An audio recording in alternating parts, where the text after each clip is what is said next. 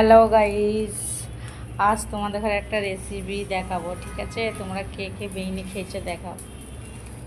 দেখো,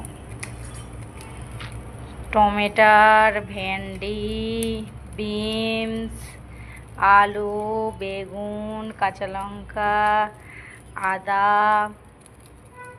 আর রসুন।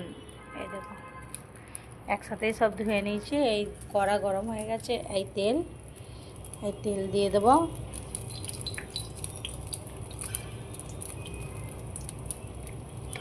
তেল দিয়ে দিলাম। এবার এই সবজিগুলো দিয়ে দেবো। ঠিক আছে, কে কে বেইনে খেয়েছো আমাকে একটু কমেন্ট করে জানাবে। এই দেখো, তেল গরম হয়ে গেছে, এই সবজিগুলো দিয়ে দিচ্ছি।